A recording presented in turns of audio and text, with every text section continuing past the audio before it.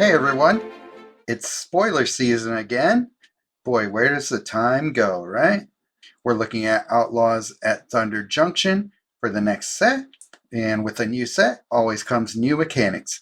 And we are getting a new mechanic called Saddled, and the way it works is you need a creature with Saddled, and that will be the mount, and then there will be another creature that you need to hit the Saddled requirement. So a saddled creature will, when it attacks or becomes saddled, do the saddled effect. But it also gains can't block until the beginning of the player's next turn and is also the last creature to attack. So I think that means that it moves up to the last slot in the battlefield. So it's kind of like a reverse bravery. So for it to gain saddled, there needs to be another creature that has the power equal to or greater than that number in the white circle there.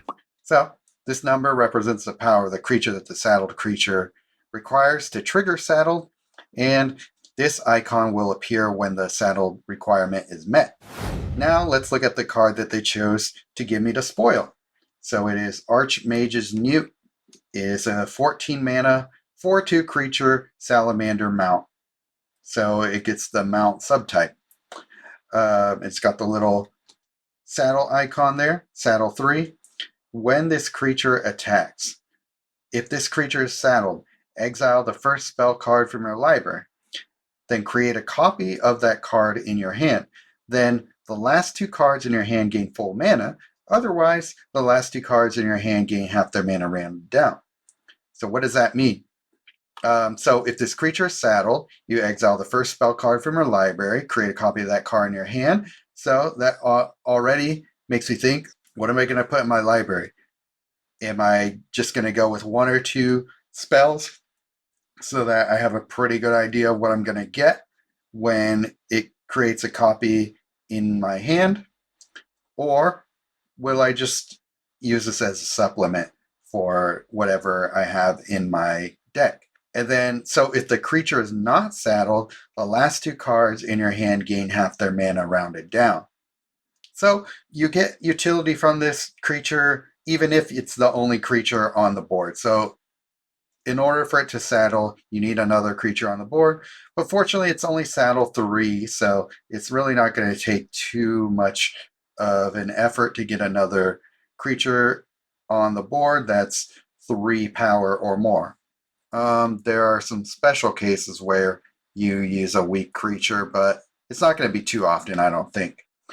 So this Newt actually reminds me of another card that we already have in our game, and it's a card that I really like, so I'm glad to see more cards that work similar to this one. So this is Aurelia's Vindicator. So it's got Disguise 10 and other nonsense, blah, blah, blah, we don't care. When this creature attacks, return the first X cards from your exile to your hand, and then the last 2 cards in your hand gain full mana. So the main difference here is that we're pulling from our exile instead of our library. But we're still getting that last 2 cards in your hand gain full mana. So this is a good card that works functionally in a lot of the same way that the other one does. So I was thinking at first the angel was going to be able to mount the frog. First of all, get that idea out of your head, you sicko. Second of all, it's going to be kind of redundant, right? With 2 cards giving basically the last 2 cards in your hand full mana, it's not really going to stack. It's not like you're going to get 4 cards in your hand full mana. It's going to be the same 2 cards in your hand. So I would say the main difference is that the salamander is blue and the angel is white. So it's giving blue the ability to basically do what this card does already. And so, yeah, just gives more versatility to blue as if it really needed it. It's a very strong ability nevertheless.